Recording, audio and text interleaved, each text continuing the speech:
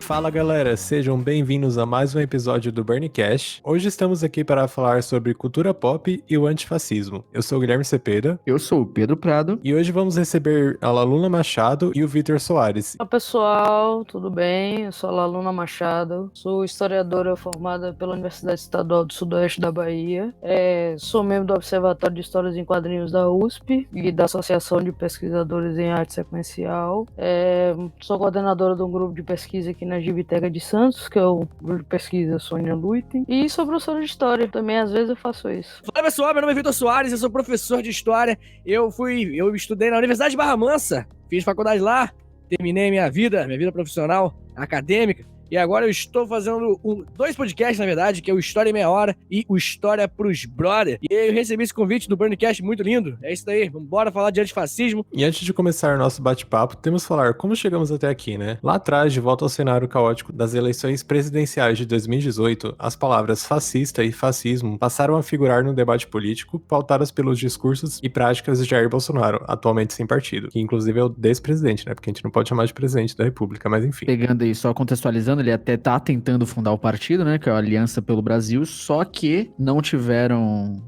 assinaturas válidas, né? Foi metade, cara. Foi menos da metade. Então, na verdade... O famoso robô não tem CPF. Exatamente. Na verdade, eles até tiveram assinatura, só que tinha até gente morta assinando. Então, nesse caso, eles não conseguiram. Eles não conseguiram. Pode crer. E aí não vão participar das eleições municipais desse ano, que aconteceriam em outubro, né? Que a gente ainda não sabe como é que vai acontecer, né? Por conta da pandemia. E, nossa, fico triste com a notícia dessa. Pois é, história da gente. Fogos. Fico triste com a notícia dessa. O fogozinho, assim, são soltados. E o termo, né, ele começou agora está em destaque nos noticiários por causa da repercussão de uma manifestação autodenominada antifascista em defesa da democracia, que foi realizada em São Paulo, organizada por torcidas de clubes de futebol, entre outros grupos. E também se igualando a Bolsonaro nos Estados Unidos, Donald Trump também enfrenta uma série de protestos desencadeados pelo assassinato do cidadão norte-americano George Floyd, que ele foi morto pela polícia de Minneapolis, pautados pelo antirracismo, mas que também levantam a bandeira antifascista. Então, além de ameaçar as manifestações com o possível uso das Forças Armadas, que inclusive já está sendo condenado por diversas oposições do Trump e até mesmo aliados do Trump estão sendo contra essa posição, porque eles estão vendo que não é uma batalha muito que está sendo apoiada. O Trump prometeu, na verdade, pelo Twitter pessoal dele, classificar grupos antifascistas como organizações terroristas, né? Coisa que, se a gente voltar lá em 2017, né, em Charlottesville, quando começou a rolar aquele novo movimento dos supremacistas brancos, o Trump falou que não, peraí, mas a gente tem que permitir todos... Democracia, né? Democracia. Aí todo mundo tem direito de falar, né? O velho, cara. Então, acontece no momento que pisam no calo deles, mas enfim. E aí, como era de se esperar, né? A família Bolsonaro, ela tem toda essa admiração louca pelo Trump. E foi esse ato de considerar os antifascistas como terroristas foi elogiado pela família Bolsonaro. E também, por meio do Twitter deles, eles chegaram a corroborar, né, a atitude do deputado bolsonarista Daniel Silveira e também de Douglas Silva, que estão protocolando, né, projetos de lei pedindo que grupos antifascistas sejam classificados como terroristas enquadrados na lei antiterrorismo. E, inclusive, esse deputado em específico, o Douglas Silva, ele agora tá com um nome pipocando aí nas mídias, né, nas notícias, porque ele, com o uso de verba pública, estava usando, né, o dinheiro para formar um dossiê de possíveis terroristas, então possíveis, né, na concepção deles, antifascistas que seriam inimigos do Estado, digamos assim. E por quê? Eu fico me perguntando por que pessoas que se declaram antifascistas estão incomodando esse Estado. Acho maravilhoso, moleque. É muito bem... Sabe? Porque assim, moleque, você tava em 2016, tava perdido, né? Tipo assim, meu Deus, quem eu apoio, o que tá acontecendo, PT, não sei. Você fica confuso. Hoje em dia tá muito claro, moleque, tá muito fácil. Os caras estão querendo prender antifascista. O que você entende? Ligado? Não tem... Não, claro, mano, os caras não fascistas. É engraçado que eu bati um olho nesse dossiê, eu peguei pra ver, tem 900... Também recebi. Pra você ver, tem 999 pessoas e nesses dados eles distribuíram tudo, endereço, rede social, Tinha, foto fotinha, da tem foto. pessoa, direitinho com selfie e tudo mais. E adorei que eles tinham até, quando eles achavam, prova de que a pessoa era antifascista. A prova de uma das pessoas era um print de um comentário falando, vou bater em suástica até virar catavento. E aí eu fico perguntando, onde que isso é uma coisa que fere o Estado brasileiro de alguma forma? O cara falando que vai bater em suástica. Mas, enfim. Não, cara, e assim, e outra coisa que é importante deixar claro é que é justamente essa galera que chegou ao poder com qual discurso? O discurso da liberdade de expressão, o discurso de que hoje, até usar essa porra dessa expressão, de que hoje é tudo mimimi. Não pode falar mais nada que agora dá problema. Olha isso, cara, a pessoa comenta um bagulho, vou dar porrada em nazista, né, em suástica, deve virar catavento, é muito boa essa expressão. E aí os caras, pô, o que é isso? Vai ser enquadrado como terrorista agora? É essa a intenção? Inclusive, pesquisei meu nome, não achei e tô muito triste com isso. Infelizmente, eles não me consideram um antifascista o suficiente. Até comentei com o Pedro hoje de manhã, eu falei, mano, será que a gente tá lá? Porque tem uma puta de uma... Geral. Tem uma Geral puta de uma fez isso. treta. A foto de perfil do Burn Book, um monte de gado foi mugir lá no post, o povo se degladiando. Eu falei, mano, certeza que vai estar lá, né? Aí eu fui ver, não tava, eu falei, ué. E é justamente por isso que a gente tá fazendo isso daqui, né? Porque são pessoas que curtiam a página, que é uma página de cultura pop, que abraça todos os públicos, que fala sobre tudo, etc, blá blá blá. E eu fico engraçado com os comentários dessa galera falando que eu gostava dessa página quando falava só de herói, quando falava só de cultura nerd. E aí a gente ficou, meu Tá jovem, misturando tá as coisas. misturando clássico. tudo. Mas, meu, quer um ser humano mais fascista do que um nerd? Como que isso acontece, gente? Na moral, não, para e pensa, na moral. Eu queria uma explicação maneira aí, gente, por favor. Explicação racional de como que o brother lê o Watchmen. Aí ele olha aquilo tudo. Terminei o Watchmen, melhor proteger bandido, né? Vamos lá. Não, mas acredite se quiser. Muita, na verdade, grande parte do fandom de Watchmen, na real, ama Rorschach. E é isso mesmo, é porrada em bandido e tudo mais. É isso mesmo, só que a gente, tipo assim, a gente vai falar melhor disso daqui a pouco, né, que tá na pauta, mas o Rorschach, ele é justamente um personagem feito pra ser o exemplo negativo da parada, né? Pois é. E pensando nisso, aproveitando que nós já temos vocês aqui lindos que vão falar sobre este assunto, partindo do princípio, né, antes de partir para as obras e tudo mais, o que o fascismo e o antifascismo representam, para deixar bem claro também, para mostrar que a parada, por mais que a gente precisa brigar todo mundo, a gente precisa discutir isso de forma séria e tudo mais, os memes têm que ser moderados, mas enfim, como é que vocês veem essa questão? A gente tem, vamos dizer assim, oficialmente bonitinho ali, né, a história, quando que nasce? Nasce quando, né, a gente tem uma crise. O fascismo, ele tem desse, né, cara? Ele só vem em crise, né? Quando tá todo mundo bem racionalmente, todo mundo agindo com cérebro, né? O fascismo não cresce em ambientes assim. Ele só cresce em ambientes que tá todo mundo, né, tá no meio de uma crise.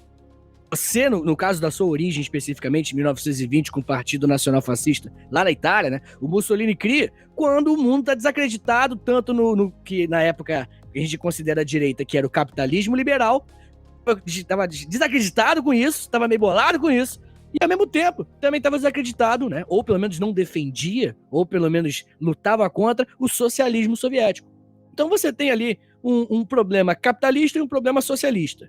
O liberalismo econômico tá ruim. O socialismo soviético, ele... Aí, a propaganda come solta, né? Vai fazer você ter que comer seus filhos pra jantar, vai ter que dividir teu apartamento. E aí a classe média, que ele sempre foca na classe média, isso é uma coisa muito interessante. O fascismo, ele pega essa galera que não tem pouquíssima coisa, mas tem medo de perder o pouco que tem. Ligado? É voltado pra essa galera que o fascismo trabalha. Fazer só uma vírgula no que você falou agora de publicidade. Agora, Bolsonaro, isso é notícia atual, estava revertendo verba que seria do Bolsa Família para publicidade do governo federal. Então, só continuando aí, só para vocês verem. Ah, o que eu faço? Ah, dá muito raiva. Mas enfim, cara, a questão da propaganda, aproveitou que você falou de propaganda, inclusive é outra identidade fortíssima do fascismo, né? Todos os movimentos fascistas que tiveram ao redor do mundo, o do Mussolini, que é o fascismo em si, né? O fascistão mora aí. E não somente ele, né, cara? O da Alemanha, que é o nazismo mais famoso, o salazarismo, até as nossas pequenas experiências ali, né, proto-fascistas que a gente teve com o Estado Novo aqui, com o Getúlio Vargas, todos eles tinham um trabalho muito sério, muito voltado à propaganda. A propaganda era o bagulho, tá ligado? Você não tem noção da quantidade de cartaz que tinha um rádio gigante, porque o rádio nessa época era muito popular, né? O rádio, cara, o Hitler falando no rádio pra galera, a voz do Brasil aqui, Getúlio Vargas falando pra galera no rádio. Então, tipo assim, falar com a pessoa diretamente, a propaganda, é outra identidade. Mas a aluna falou uma coisa interessante, cara, que eu queria só chamar a atenção aqui, que é justamente isso, cara. O fascismo, ele não tem uma identidade clara, 100%, sabe? Ele não vai ser igual em todos os lugares que ele vem, só que ele tem essências muito claras. Aí, isso é muito curioso, porque o fascismo, ele é tipo o Venom, a simbiose, tá ligado? Ele não vem e simplesmente, tipo assim, eu sou a simbiose, sou o Venom. Não, ele vai te dominando, tá ligado? Ele se adapta, Ele vai, né? se adapta, exatamente, ele se adapta ao seu contexto. Cara, o fascismo hoje aqui no Brasil, ele não cresceu com tanto discurso, por exemplo, contra a imigração, porque não é uma realidade brasileira. Existe imigração, claro, mas não é uma coisa que movimentaria o partido que tá aí, tá ligado? Ele focou em outras coisas. Ele puxou o bandido bom, bandido morto. Ele puxou, vão querer transformar minhas crianças em gays, tá ligado? Ele pegou a realidade brasileira. Isso aconteceu com todos os países que se tornaram fascistas também. A realidade desses países, o fascismo se adaptou. Só que, isso pra mim é o grande plot twist aí da história. Só que lentamente, brother, esse fascismo ele vence. O que ele adapta, ele vai dominando completamente. Hoje, o que você vê hoje, cara? Hoje você vê o Bolsonaro tomando um copo de leite na frente de todo mundo. Por que ele faz isso? Porque representa, né, uma suposta superioridade genética das pessoas brancas. Porque a maioria das pessoas brancas não tem intolerância à lactose. Hoje o Bolsonaro coloca a frase, filha da mãe, ele coloca a frase do Mussolini, ainda bota assim na legenda, postou no Twitter, no YouTube, e bota na legenda assim, ó, o velho italiano sabia o que falava. O velho italiano é o criador do fascismo, caralho! O que tá acontecendo, cara? Tipo assim, o meu ponto, tipo assim, começou com esse discurso... Né? Exatamente. No começo era, tá ligado, Pedro? No começo era tipo assim, não, a gente é contra a corrupção. Aí o contra a corrupção foi crescendo. Não, a gente é contra a corrupção, não sei o quê. E aí foi mudando e hoje em dia é o quê? Eu sou branco, vou tomar aqui um leite aqui. O Mussolini tava certo. Pelo amor de Deus, tá ligado? Fico meio puto, desculpa, gente. O pior é que esse asno do Bolsonaro, ele nem sabe quem foi o Mussolini, esse filho da puta. Ele é controlado, com certeza. E assim, a gente sabe que é a mesma... Ele não sabe. Sim, com certeza. O cara que fez a propaganda que fez a campanha, na verdade, do Trump, tá aí com o Bolsonaro, né? Que é o Steve Bannon, é um cara mesmo. Então a gente sabe que é uma parada ali, sabe? É feita pra parecer natural, mas tem uma galera por trás. Porque o mercado ele fica louco quando o Bolsonaro ganha força, né? O mercado, o dólar baixa pra gente, o mercado internacional adora. E isso é porque tem uma galera por trás. Mas foi mal, gente, eu tô falando muito que eu fico nervoso, eu fico empolgado. Passando aqui que a gente deu uma pincelada, por mais que breve, já deu pra entender mais ou menos o cenário que a gente se encontra, né, na nossa atual conjuntura nacional. Vamos então falar sobre o movimento antifascista, né, que ganhou, nossa senhora, ganhou um peso impressionante, né, depois desse último protesto que aconteceu, e aí diversos grupos começaram a se posicionar, enfim, popularizou o termo, né, e vamos aí, de onde saiu esse movimento, pra gente ir com razão às origens? A gente tem registro de movimento antifascista há muito tempo, né, cara? Desde quando o fascismo nasceu, você tem organizações de trabalhadores lutando contra ele de alguma forma, né? Tanto porque é justamente a oposição ao trabalhador que vai dar força ao fascismo. Então, às vezes, até como uma forma de resistência, de sobrevivência, os movimentos antifascistas, eles existiam. Só que o movimento antifascista, a ação antifascista, que em alemão é algo tipo Antifaschistic Action, esse é meu alemão, tá? Peço perdão aí pra todo mundo. Esse movimento, ele já vai nascer mais especificamente na Alemanha, né, na década de 30, com a ascensão do nazismo. Esse movimento, ele é bem, como é que eu posso dizer? Ele é bem polêmico, né? Porque quem criou vai ser o Partido Comunista, né? O KPD.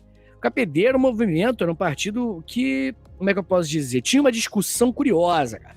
Que hoje tá voltando à tona aí. Porque é meio que um grande dilema, aqueles dilemas clássicos aí que a gente tem na sociedade humana, que é se vale a pena deixar com que, no caso, o Partido Social Democrata, o SPD da época, ele integre, ele faça parte, ele também seja antifascista. Será que vale a pena unir aqueles caras que não são tão radicais quanto a gente? Ou será que vale a pena a gente deixar a coisa um pouco mais pura e ficar somente os comunistas aqui lutando contra o antifascismo? O que é certo? Permitir que os liberais entrem, aliás, liberais não, né? Eu não vou usar os caras. Os sociais-democratas entrem aqui no movimento, ou será que eu só posso deixar os comunistão aqui? E aí, né, rola o debate do século. E a mesma coisa se aplica hoje em dia, né? Será que vale a pena a gente permitir, né, se unir com grupos que nem acreditam tanto nos mesmos ideais, ou até grupos que não se consideram de esquerda, né? Tem muito disso. Eu vi a Xuxa, moleque. A Xuxa compartilhou... O que tá acontecendo com o Brasil? A Xuxa compartilhou a bandeira antifascista. E aí? O que a gente faz? A bandeira Xuxa. brasileira, né? A bandeira brasileira de verde e amarelo. É bom ressaltar. Ela não é nem de esquerda nem de direita, ela é brasileira. Na hora que começar a falar da cultura pop e tal, a gente vai entender mais ou menos que cultura pop não é só quadrinho e videogame, né? Que hoje se determinou em relação a isso. Só que nem sempre a cultura pop foi antifascista do jeito que tá agora, né? Então, era justamente isso, uma coisa que eu cheguei a discutir com o Gui, porque a gente pensou nesse lance, né? Que, pô, você pensar com seus valores como nerd, de fantasia, de tudo mais, cara, é inconcebível você ser a favor de umas coisas dessas. Só que aí eu parei e botei meu dedo na consciência e pensei nas obras da cultura pop. Pensei, sabe, em quem fazia a cultura pop e pensei, putz, não, sabe? Porque a gente teve muito problema nesse meio por muito tempo e ainda tá tendo, né, na verdade. É porque assim, o que a gente determina hoje de cultura pop é justamente o que eu falei: quadrinho, videogame, série, filme de herói, esse tipo de coisa. Só que a gente esquece que a base disso é a cultura popular, a cultura de massa, né? Que há um século atrás não era isso, né? Era jornal, era rádio, era cinema, né? E querendo ou não, o fascismo, ele teve o alcance que teve também por causa dessas ferramentas. E aí os frankfurtianos ficam loucos por causa disso, né? Adorno, o Benjamin, então eles são completamente contra essa cultura de massa, que ela foi, vamos dizer, a base cultural realmente para que o nazifascismo tivesse todo o alcance que teve e que tem, né? Mas aí você vê assim, como minha monografia foi sobre o Batman, que eu peguei a primeira vez que ele foi pro cinema em 1943, com um seriado de 15 episódios, né? E ali, a primeira vez que eu assisti, eu falei, cara, isso é um retrato de um país em guerra, que está se utilizando de todos os veículos midiáticos que ele pode, né, para ser um esforço de guerra também. O Batman, no seriado, ele bate no peito e fala: a gente tem que matar aqueles japoneses, né, demônios amarelos. Aí eu fiquei pensando, bom, até que ponto também vai, né, esse antifascismo, já que os Estados Unidos, ele estava do lado dos aliados, né, contra o eixo, e o Japão era um desses países. Mas até que ponto vai esse discurso, né? Que, por exemplo, os Estados Unidos, depois do ataque de Pearl Harbor, eles fizeram um campo de relocação. Relocação é um eufemismo para campo de concentração mesmo. Um campo de relocação para japoneses e descendentes de japoneses que estivessem em território estadunidense. Então, qual é a diferença de um campo de concentração que Hitler usava em relação aos judeus, né? E a mídia estadunidense, tanto a mídia de quadrinhos, a mídia de seriados na época, era o Shazam, que não era Shazam ainda, era Capitão Marvel, era os seriados do Zorro, do Sombra, né? As revistas em quadrinhos, que no fundo tinham um esforço de guerra em relação a isso, e todos os vilões eram japoneses ou nazistas. Mas, assim, como é que você combate um discurso com a mesma ferramenta e com o mesmo teor, sabe? Até onde vai isso, né? A gente também pode usar um exemplo europeu, por exemplo, Tintin no Congo. Tintin no Congo é tipo uma das obras mais racistas que existe, cara, entendeu? E ela fala justamente da colonização, do estereótipo da Bélgica em relação à África e tudo mais. E é isso, né? É justamente isso aí que você falou, quem fazia, né, essas coisas. A gente tem no período de guerra até a Disney fazendo sérios discursos. A gente trazendo pra nossa realidade, quanto tempo demorou pra Turma da Mônica colocar um personagem negro numa capa, ou ter sua própria revista, né, sua própria gráfica nova agora com Jeremias Pele. Então são coisas assim, eu penso assim, ó, o fascismo e o nazismo é uma espécie de guarda-chuva, Debaixo desse guarda-chuva, você vai ter racismo, você vai ter xenofobia, você vai ter antissemitismo, sabe? Tudo quanto é tipo de preconceito ou discurso de ódio vai estar dentro desse guarda-chuva. E dentro desse guarda-chuva a gente explica também as segregações sociais, que aí Bourdieu explica melhor no Poder Simbólico. Por quê? Se entra um negro que sofre preconceito, né, dentro desse guarda-chuva, que sofre um preconceito racial, uma discriminação, aí vem a questão da mulher negra, vem a questão da mulher negra trans. Então, hoje já tem uma vertente assim, vamos dizer, muito mais complexa, né? E cabe a nós ter muito mais trabalho até para explicar isso. O Vitor também deve estar sentindo essa angústia que eu sinto todos os dias, né? Porque é um trabalho, assim, cara. Você entender a realidade hoje é foda. Eu acho que o Hobsbawm, ele teria se matado já, se ele tivesse vivo ainda, entendeu? Porque não tem como. Se ele, pelo século XX, ele escreveu um livro que chama Era dos Extremos, eu fico pensando qual seria o título dele para falar do século XXI, que só tem 20 anos. Nem me fala. A gente teve essa discussão no último episódio da Quarentena Com, que, pelo amor de Deus, que falou todo do lance do projeto do Quadrinistas, né, antifascistas e tudo mais. E aí eu fui ver, cara, e a história do doutrinador agora, o próximo arco dele vai ser contra o vírus vermelho, o vírus que veio da China pra dominação global. Eu fiquei, não. Olha isso, cara. Isso parece quadrinho dos Estados Unidos dos anos 40, meu. Sabe? Isso aí era o que você achava na banca dos Estados Unidos em 49, quando teve a Revolução Chinesa. Entendeu? Então, tipo assim, aí você fica achando, isso é um anacronismo? Isso é um resgate de um discurso? Ou esse discurso nunca morreu? Sabe? É confuso ainda. Não sei pra vocês, mas pra mim tá foda. Uma coisa que é importante a gente entender é o seguinte, é que a gente não pode também afastar simplesmente, tratar como se fosse água e óleo, o capitalismo e o fascismo. Não é água e óleo. Nada é mais fascista do que um liberal desesperado. Se o capitalista, ele tá morrendo de medo, ele olha pro soviético tá chegando, um exército vermelho, vindo da Rússia, tá ligado? Com as AK-47, chegando na tua cara, falando, eu vou expropriar, chegando perto da tua cara. Irmão, tu vai ficar desesperado. Só que o liberal, ele defende a liberdade. Ele fala o quê? Que todo mundo é livre pra fazer o que quiser. Todo mundo pode votar em quem quiser. Todo mundo... Esse discurso da liberdade não se sustenta quando aparece alguém tentando expropriar a tua terra. Então o que você faz? Você apoia quem tem menos escrúpulos que você. Que é o que aconteceu em todos os países fascistas. Todos os países, à exceção fascista, receberam um apoio gigantesco dos grandes empresários, da elite capitalista. Então, a galera capitalista vai falar o seguinte, eu não tenho coragem de lutar contra os socialistas, porque eu sou contra isso, eu sou a favor da liberdade e tudo mais, vai contra tudo que eu acredito. Agora, aquela galera tem coragem. Se aquela galera tem coragem, meu amigo, então é com você mesmo. E o que acontece hoje?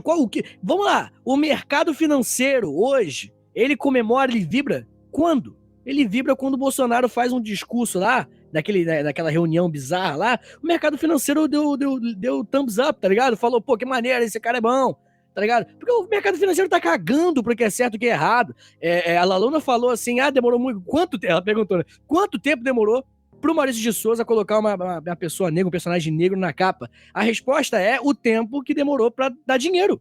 Tá ligado? É isso. Exatamente. O tempo que demorou pra dar dinheiro nas paradas é o tempo que demorou para as paradas ficarem progressistas. Hoje em dia a discussão é a marca tal não tá se posicionando. É simples, cara.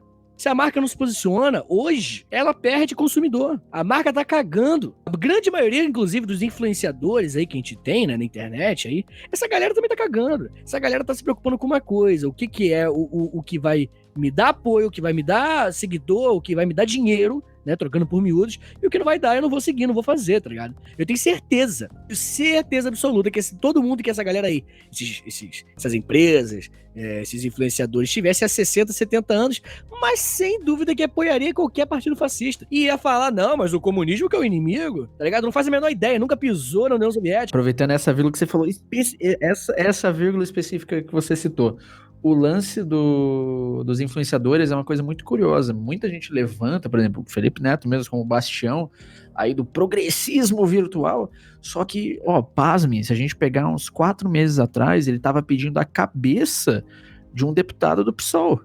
Porque o cara fez lá uma carta à Coreia do Norte, porque a Coreia do Norte estava apaziguando, né, questões nucleares, né, de conflitos nucleares. Ele estava mandando uma carta de agradecimento a esse tipo de atitude. E o Felipe Neto simplesmente ele não criticou, ele não comentou a fala, ele não chamou especialista, ele pediu a cabeça, falou que era inaceitável. Então você vê que esse é o perigo da gente dar esse poder político de influência na mão de gente que, na real, não tem, sabe, esse conhecimento para discutir essas questões. São pessoas que, como você falou, estão surfando nessa onda, né? É uma questão de prioridade, tá ligado? O que o Felipe Neto quer? O que a empresa quer? Aí você tem que entender, no final, o que essa galera quer. Quando você entende o que essa galera quer, você consegue ler muito melhor a figura, a empresa. Agora, você procura saber o que o líder de um partido quer. Procura saber o que o líder da associação de moradores do seu bairro quer. Você tem que entender o que as pessoas querem, o que as empresas, os partidos, tudo quer, para você conseguir desvendar a face deles de verdade. Porque o Felipe Neto, ele tá seguindo um discurso claramente que tá vindo lá dos Estados Unidos, tá ligado? A galera mais liberal lá dos Estados Unidos, né? Ainda mais os youtubers, tudo que ele copia, tá ligado? Essa galera tá fazendo, o PewDiePie mesmo, aquele cara que até se envolveu com coisa de supremacia branca, né? Porque ele tava nessa onda de ser politicamente incorreto, aí se ferrou. A Disney vai lá e cortou as asinhas dele. O PewDiePie fez uma live juntando grana pra galera pra galera que tá fazendo as manifestações lá nos Estados Unidos do George Floyd, tá ligado?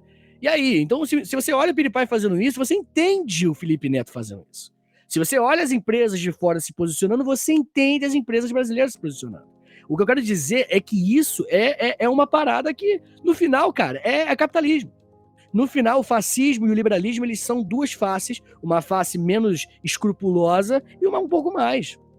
Entendeu? Você tem liberal que não tem coragem ou que realmente acredita na liberdade e tudo mais. Só que o que ele quer é dinheiro. No final, brother, a única coisa que faz as coisas andarem são as nossas prioridades.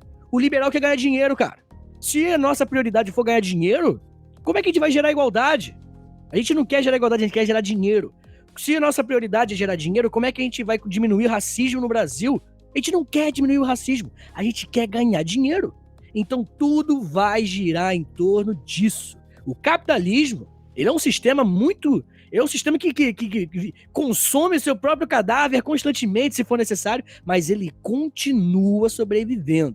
E é justamente por isso, porque ele não tem amor a nada, só ao lucro.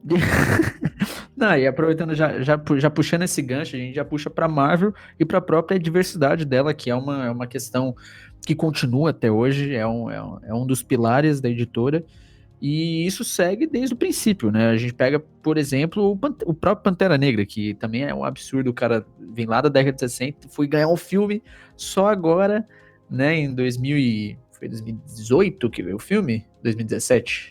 2018. Acho que foi 18, Foi 2018. Mas, bom, de qualquer forma, quando, né, o Pantera Negra surgiu nos quadrinhos, tava meio que no auge da Guerra Fria, né? Tava meio que o conflito nuclear da União Soviética com os Estados Unidos, e também existia o protagonismo do movimento negro, né? Que confrontavam o racismo, que obviamente a gente vê que eles estão colhendo as consequências hoje, né? Eu acho que nunca foi tão evidente, acho que agora, na verdade, foi a grande explosão, né, dessa questão. E o personagem criado em 66 pelo Stan Lee e pelo Jack Kirby, ele fez a estreia dele nos quadrinhos do Fantastic Four, né? Ele surgiu como o sensacional Pantera Negra, e no enredo ele basicamente surpreende o Quarteto Fantástico ao presentear eles com uma nave, né, e um convite para conhecer o Wakanda, né, o país da África Oriental, que ele era o rei, né, proclamado e tudo mais, e o verdadeiro nome dele era T'Challa, né, e assim surgiria esse primeiro herói, que seria um herói mainstream, né, um herói aí que faria sucesso para os públicos e tudo mais. E, cara, foi avassalador, né? Tanto que a gente vê o impacto que o personagem causa até hoje, né? Ele, se não me engano, não só a Luna pode falar melhor disso, mas não só nos quadrinhos, mas o filme foi, assim, meio que quase que uma página virada em Hollywood. Não que seja por ativismo, né? Porque a gente sabe dessas questões que movem o mercado e tudo mais, mas com certeza foi um ponto de virada ali para a criação desses personagens. Cara, e só um comentário que eu ia fazer rapidamente, prometo que eu vou falar pouco agora, é que pela primeira... Eu dou aula já tem aí quase 10 anos, tá ligado? E quando lançou Pantera Negra, quando eu fui dar aula de África, porque eu dou aula de África, se não me engano, no 7º ano no 8º ano, não lembro exatamente agora. Parabéns, professor. Mas o lance é que quando eu fui dar aula e tinha lançado, pela primeira vez, meus alunos estavam animadaços assim, pra estudar África, tá ligado? Então tem que ser levado em consideração sim, tá ligado? Eu tô aqui, fiz um discurso anticapitalista e tudo mais, mas essas pautas sociais, meu amigo, se tá fazendo criança negra se amar um pouco mais, né, brother? Pelo amor de Deus, né, cara? É urgente demais também. Mas, assim, a Marvel, ela desde da segunda fase dela, assim, que começou nos anos 60, teve uma certa preocupação da empresa em levar esse tipo de personagem para as pessoas. Eu acho que, na verdade, não era nem uma preocupação para as pessoas em si. Eles realmente queriam mostrar uma coisa diferente da DC Comics, né, que colocava a espécie de heróis como os deuses perfeitos e tudo mais. Então, tem essa parte, mas também não isenta a vontade de se aproximar com o seu público, aquela coisa toda, já que eram anos diferentes, ainda mais com a televisão e tal. Então, era uma abordagem diferente, né? O Pantera, na época, assim, tinha que ver quem consumia aquilo, né? Ele foi apresentado numa revista que tem 4 super-heróis brancos, né? Mas, querendo ou não, tem uma discussão de preconceito com o Coisa no Quarteto Fantástico, mas não deixa de ser uma representação majoritariamente branca, né? E tem grande influência claro, dos Panteras Negras e do movimento de direito civil.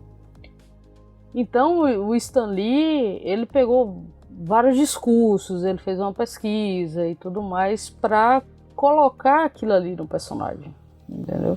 Só que ele teve um hiato assim de tanto tempo que quem não consumia quadrinho não sabia quem era o Pantera até o filme, cara. Até a primeira vez que ele apareceu, se eu não me engano, no Guerra Civil.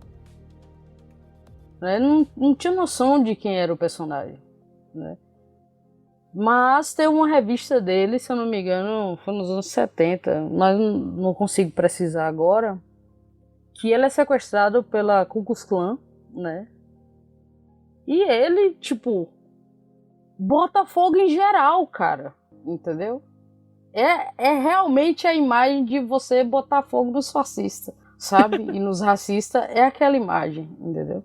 Porque é muito forte, tipo, você pega um super-herói negro, né? O único que tava sendo protagonista naquilo ali mesmo, né? Ele sequestrado pela Ku Klux Klan, então coloca ele no posicionamento de qualquer cidadão comum de pele negra naquele momento. E ele bota fogo em tudo, né? E aquilo tava nas bancas, sendo vendido. Aquilo foi revolucionário, entendeu? Fora as outras coisas que a Marvel fez na época, de colocar os personagens deles viciados em droga, né? De colocar questões sobre homossexualidade no X-Men, né? E questões raciais também no X-Men, que começou um pouco depois.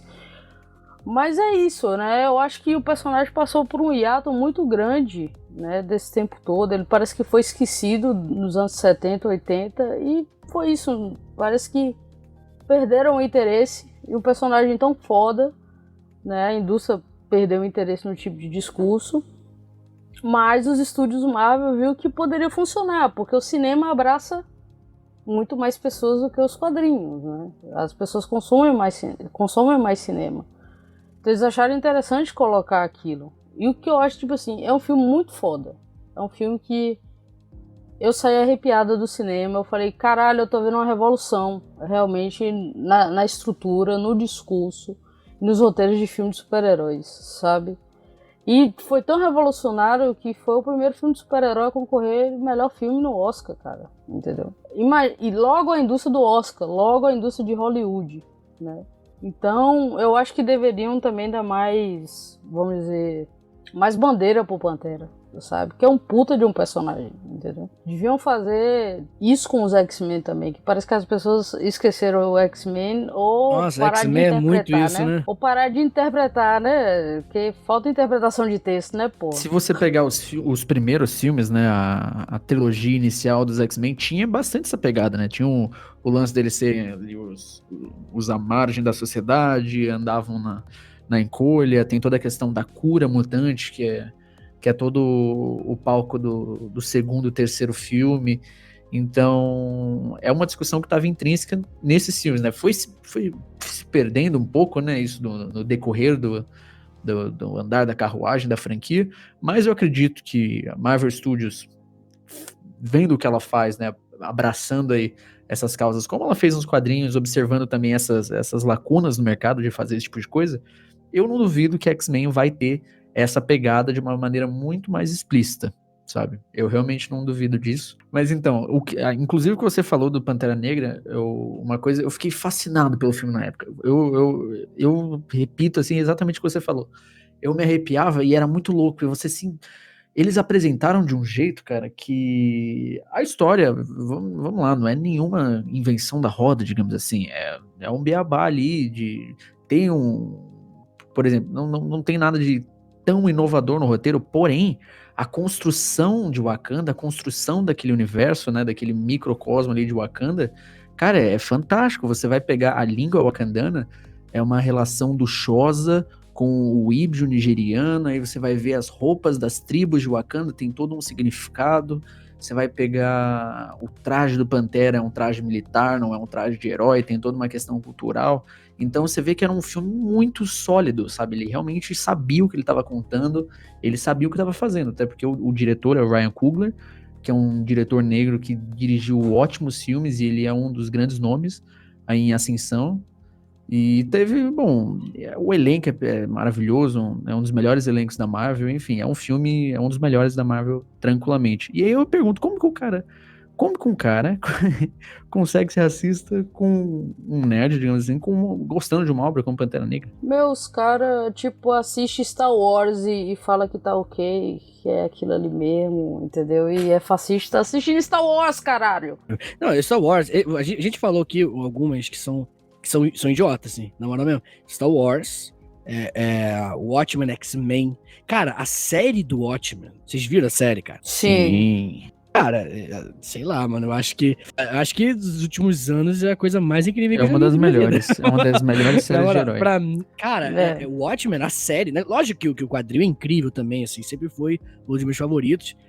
Mas a série, cara, pra quem não sabe, ela continuou a história, né, nos dias atuais, eu acho, né, 2020, que se pá, 2019, sei lá, alguma coisa do tipo.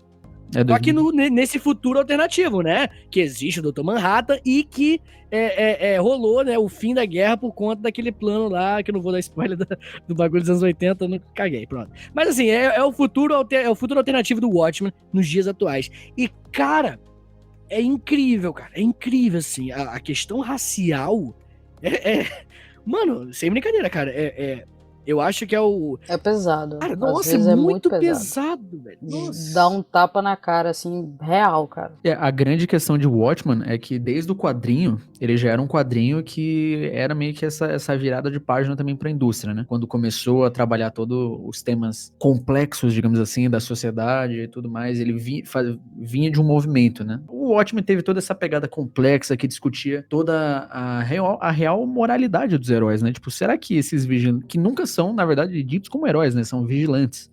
Então, a gente pensava, será que essas pessoas fantasiadas, se elas pudessem, e se elas fizessem, será que elas seriam realmente tão boas assim? Será que elas seriam tão altruístas assim? Será que não teriam outras questões?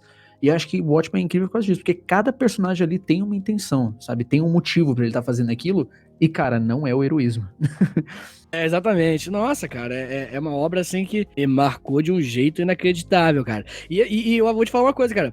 É lógico que hoje em dia tá um pouco mais em alta, mas The Boys também tinha essa pegada, né? Tem essa pegada, na verdade, que tá lançando, que é do herói, na verdade, tipo assim, mano, para e pensa, o cara tem poder pra caramba, é admirado, geral ama. Você acha que ele vai ser um cara bom? É bem por aí mesmo. É que a diferença é mais, acho que talvez na dose, né? Tipo, o Alan Moore, ele tenta fazer uma parada mais famosa crítica social, e o Garth Ennis vai na sátira louca ligada no ácido, sim, né? sim, com certeza. É outra comunicação, né? Um outro tipo de comunicação. E o The Boys é exagerado, né? Tipo, tanto que o único que tem poder mesmo no Watchmen é o Dr. Manhattan, né? O resto é tudo ser humano normal, com coisas, né? Pois então, e aí a HQ ela abordava diversas coisas, né? Tinha toda a questão do governo Kennedy, do governo Nixon, que na verdade a HQ altera diversos casos na vida real, o Nixon foi impeachmentado pelo caso Watergate, e nos quadrinhos isso não acontece, porque os Estados Unidos ganharam a guerra do Vietnã por conta do Manhattan. Então é uma virada, é uma mísera, não vou dizer mísera, porque seria uma grande mudança, mas é aquele lance do bater de asas da borboleta, sabe? Uma mudança, cara, que mudou tudo. O Nixon, ele virou presidente por não sei quanto tempo, acho que ele ficou 15 anos no poder, porque ele ficou mais 2 mandatos. Então ele já mudou totalmente a Constituição americana nos quadrinhos. E aí, cara, é de ladeira abaixo, porque aí dali não sobra mais nada, sabe? Tanto que tem um lance que fala no quadrinho que o próprio Coruja, que ele é o mais falso bem intencionado, né? Ele acha que tá fazendo um heroísmo ali.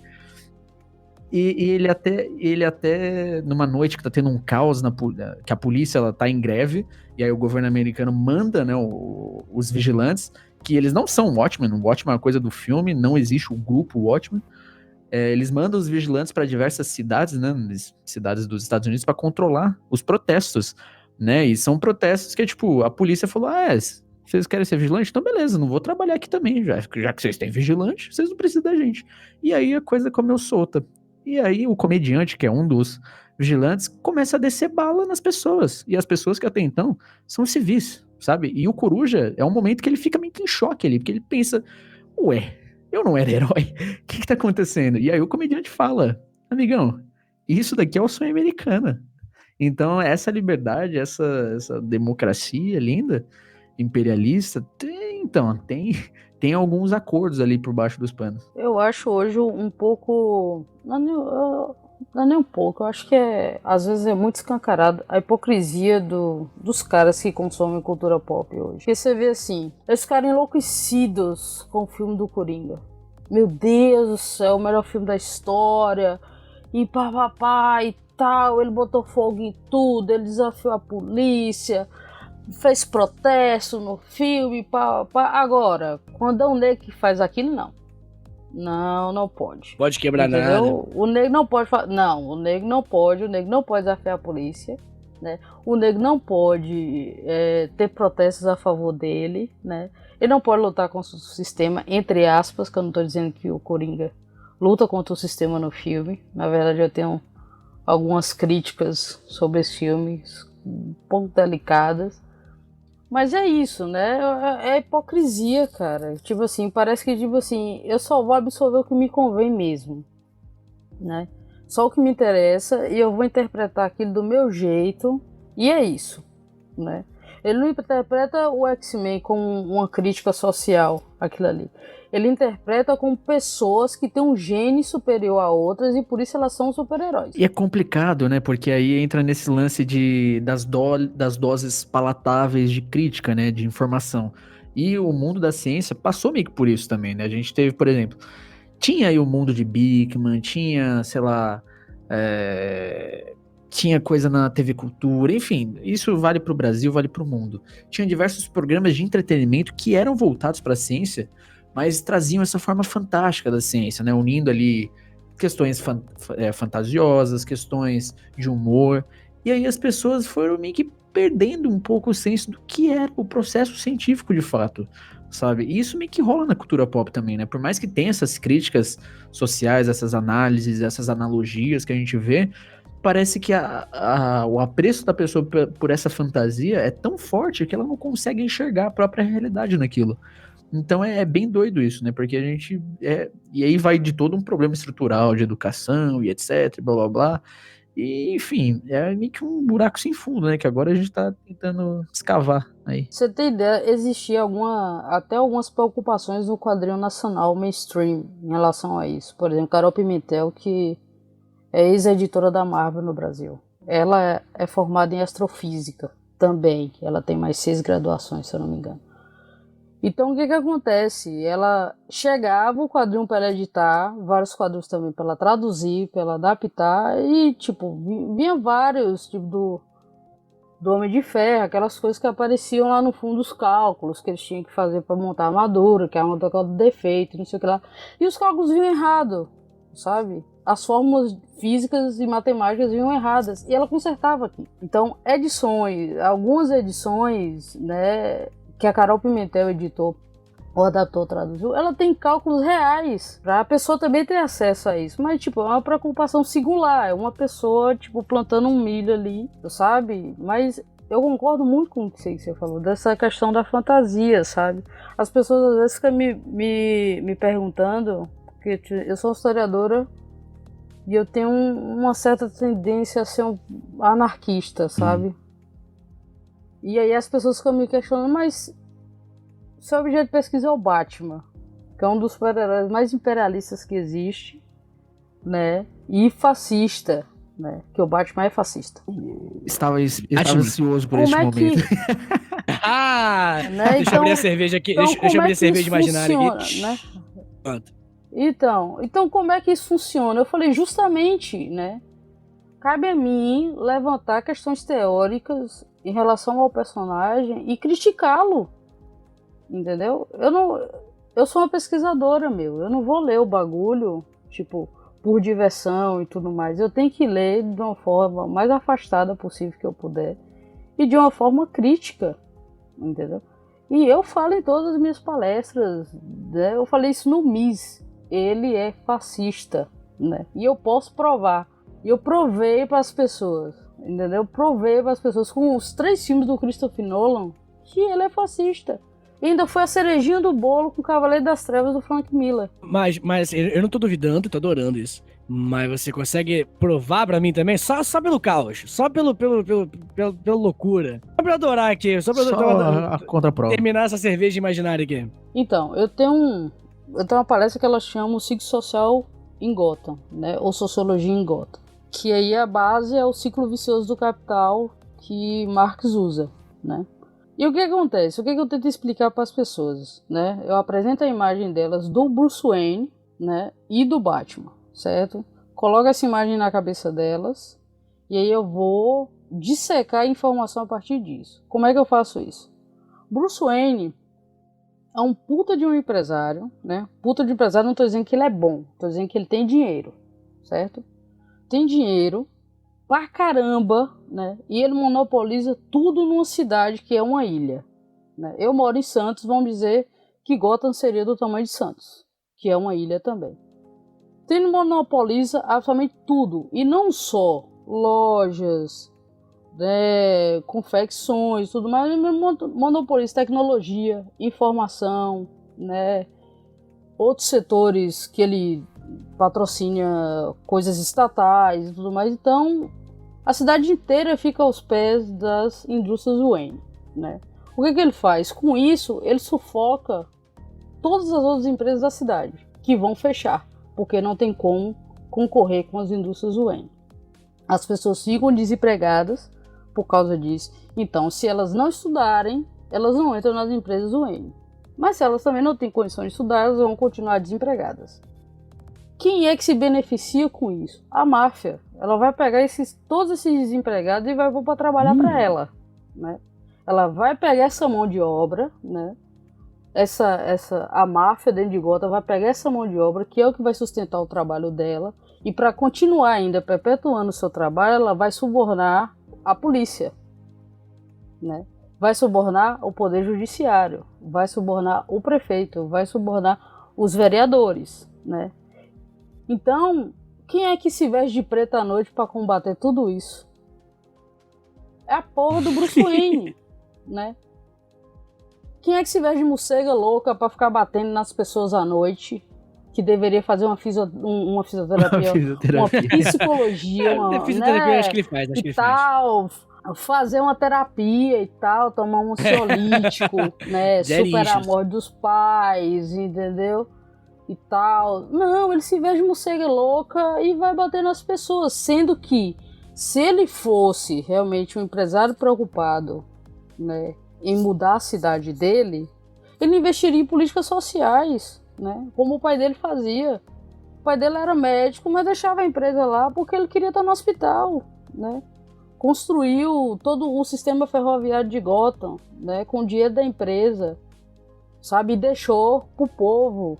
Ele não recebia dinheiro algum disso, deixou para o Estado aquilo ali, né? Então ele caga para tudo isso, usa todo o lucro da empresa que ele faz explorando a população de Gotham para comprar os brinquedos dele, os carros, a armadura, tudo para bater nas próprias pessoas que ele deixou desempregadas, E ele também tem uma proposta muito eficiente pra acabar com os órfãos de Gotham, né? Ele recruta eles e deixa eles morrer, é impressionante. Então é isso. Então as pessoas ficam assim, o quê? O que foi? Sabe, porque é justamente isso, né? É questão de você enxergar de uma forma crítica. Porém, né, pessoas que estão abertas a esse tipo de discussão, que elas aceitam o meu argumento, né? O nerd que tá lá só preocupado se o Batman usou tal cueca em 1977, que ele tá preocupado com aquele boneco dele de 1983, que foi feito por mulheres cegas, que sofreram um incêndio, que depois foi comprado por uma mulher da China, lá da casa da porra, que não sei o que lá, que ele só tá preocupado com os bonecos dele, ele não vai aceitar esse Lunha, argumento. vamos... Né? Essa é a frase que o nerd solta, ele fala exatamente assim, mas por que você acha errado o Batman recrutar uma criança de 10 anos, botar cueca nela e botar lá pra enfrentar bandido? Como você acha isso inaceitável? Mano, como é que a pessoa não tá vendo o que ela tá falando, caralho? Repita essa frase lentamente. Uma criança de 10 anos batendo em bandido. Repita 10 vezes. Exatamente. A galera tem que entender, né, cara, que tipo, tem personagens que são feitos pra serem a parte da transformação. Eles são usados como, né, a transformação ali, né? Por exemplo, o próprio Rorschach no Watchmen, né? Ele é um personagem que ele é ruim, tá ligado? O Alan Moore fez ele ser uma pessoa ruim. Precisava de uma pessoa ruim na história. E aí ele fez o quê? O Rorschach. Só que acabou que ele virou o favorito da galera, tá ligado? A pessoa ruim. Justamente. Só que a questão, gente, é que a gente tem que entender também é que quando uma obra se populariza, na verdade, ela foge muito do seu público-alvo, tá ligado? Cada um tem o seu público-alvo, né? A gente publica podcast aqui, faz tal coisa ali, e aí a gente tem o público-alvo. Só que quando cresce, a gente vai pra outros lugares. E aí chega em outros lugares, cara, e aí a interpretação das paradas pode ser loucas, assim. Olha a profundidade de Watchmen, cara. Acho que quando o Alan Moore escreveu, né, tudo certinho, tudo mais, Vertigo lançou, eles não pensavam que ia crescer daquele tamanho. Ia ser só mais um, tá ligado? Daqueles quadrinhos deles alternativos, assim. Pois então. E uma coisa que você falou do Rorschach é bem isso, porque... E no próprio quadrinho, cara, é isso que eu acho isso mais curioso, porque é evidente até no quadrinho o quão desequilibrado ele é. E a questão, não vou nem falar do desequilíbrio no momento da violência e tudo mais. Isso já é o óbvio, né? É o que a gente vê ali, é o que a gente vê. Mas no roteiro, nas palavras, você vê que ele julga os homossexuais, ele julga as mulheres, ele sempre é extremamente desrespeitoso com as mulheres. E aí entra o porém. Quando o comediante ele tenta estuprar a Sally, né? A Sally Júpiter e tudo mais, ele fala, não, mas espera aí.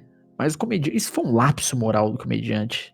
Ele não julga o cara, porque ele gosta do que o comediante faz. Ele acha que o comediante, ele é uma vítima, ele acha que ele é um objeto de guerra, digamos assim. Ele se vê, né? Ele vê protege, a violência dele, o famoso passapano, o né? famoso passapano pro brother.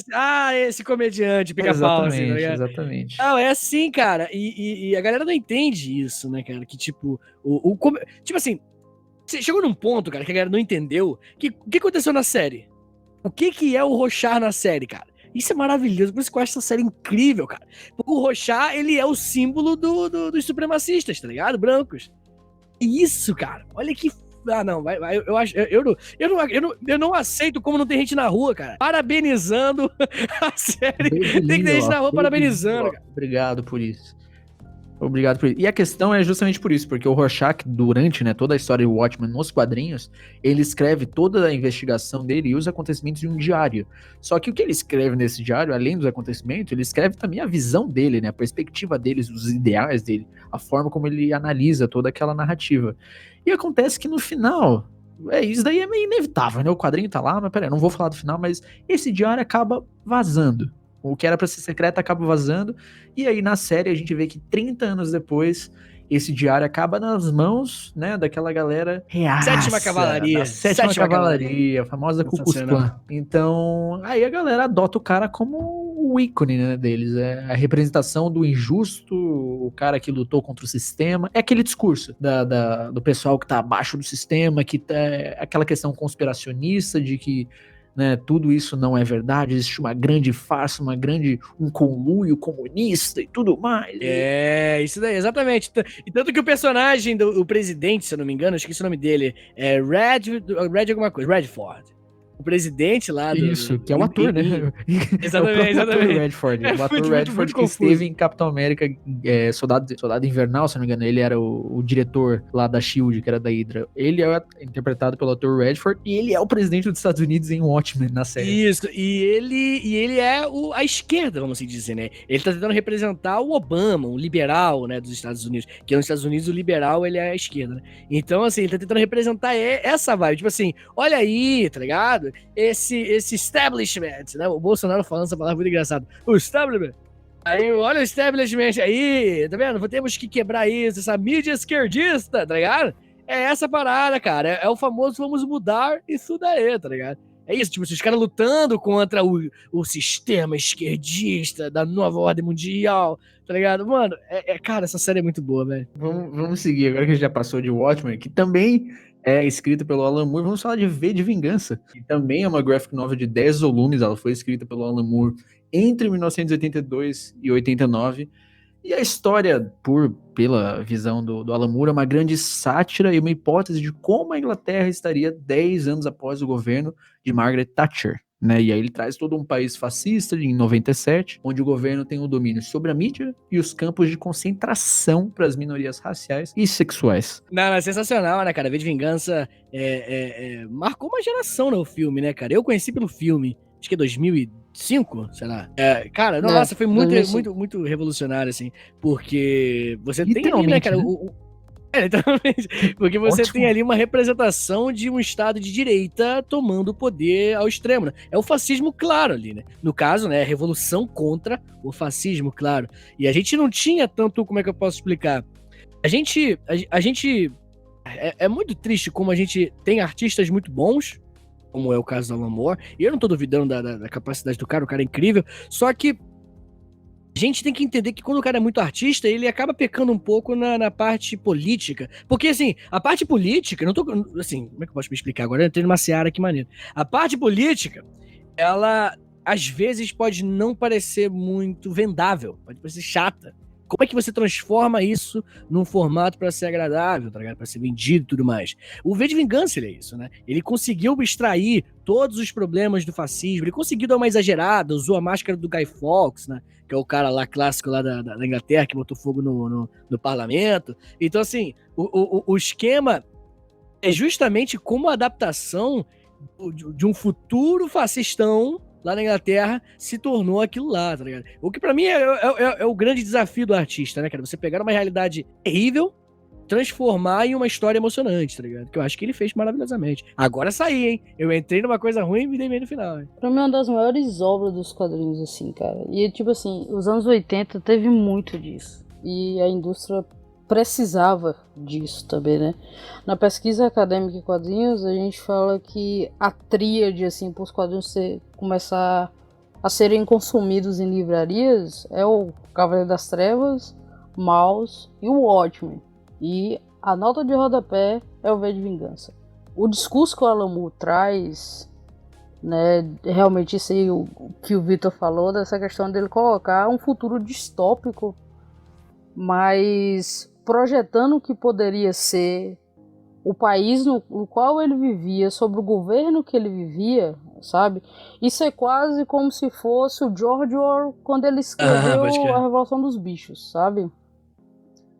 Porque ele escreveu inserido no sistema, né, usando uma sátira para fazer uma crítica sobre os dois sistemas que imperavam na época, mas também aconteceu com aquilo que a gente falou anteriormente, a questão de como as pessoas consomem isso num contexto diferenciado, né?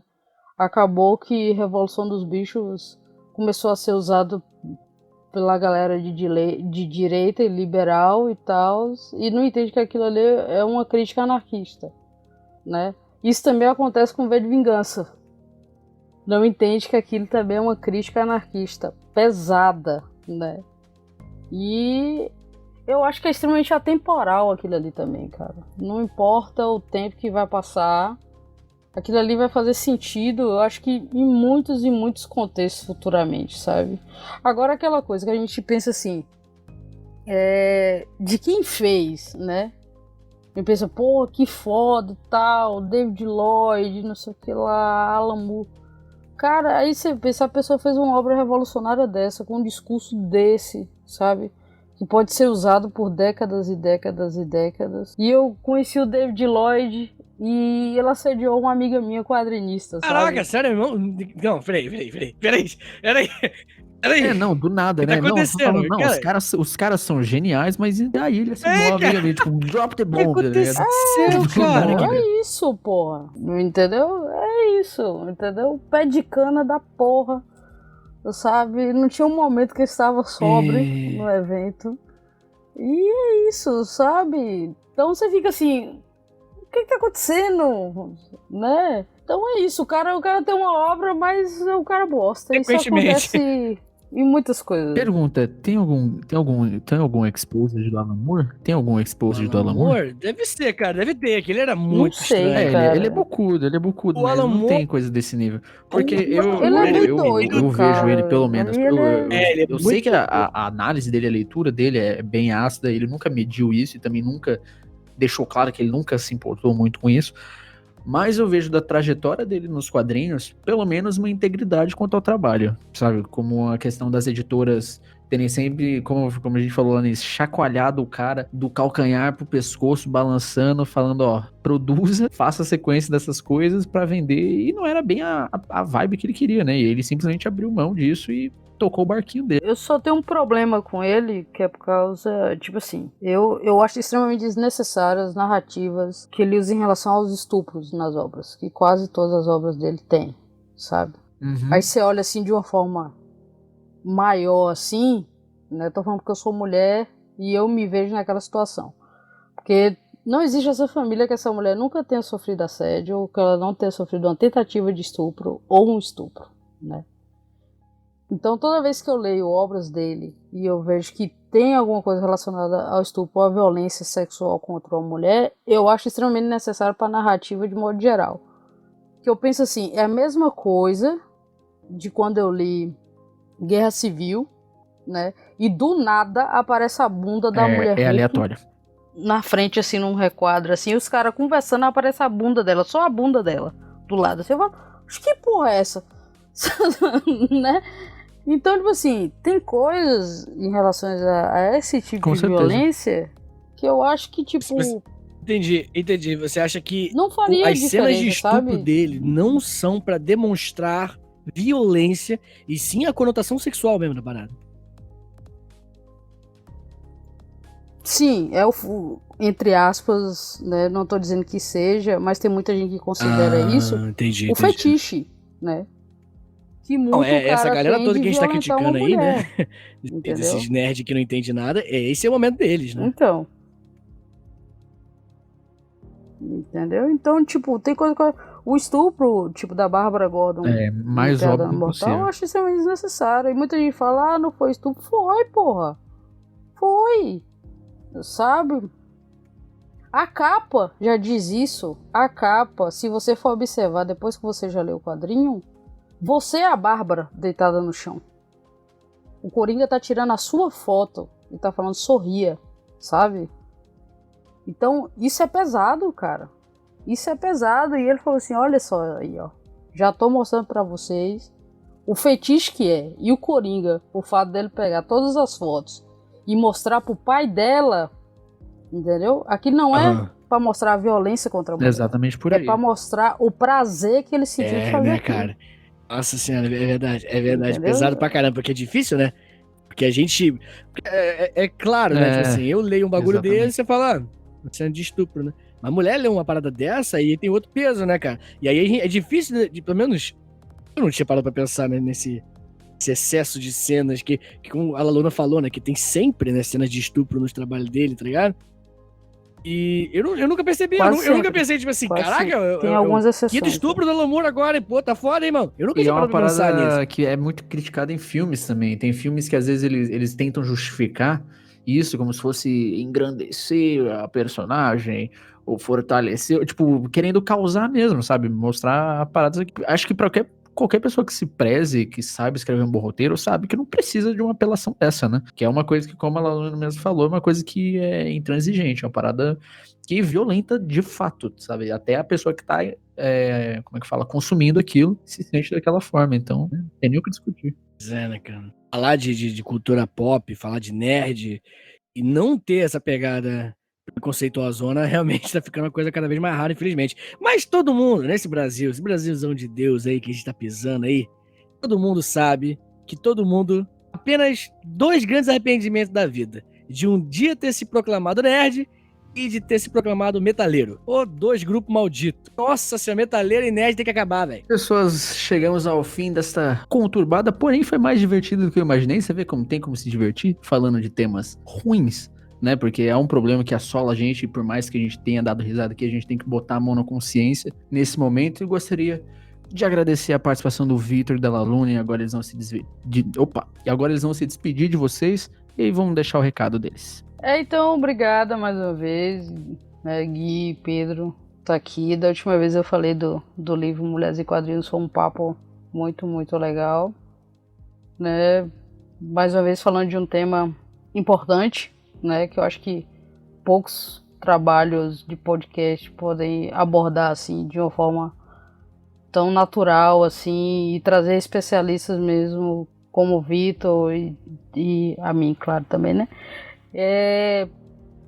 Só para falar assim, eu tô terminando de escrever, né, um livro sobre as histórias em quadrinhos dos Estados Unidos com o Diego Moreau, que é editor da Script, né? A gente tá terminando de escrever, já estamos na revisão e daqui a pouco já vai estar aí na Amazon, né? Ele tava no Catarse, mas já acabou a campanha.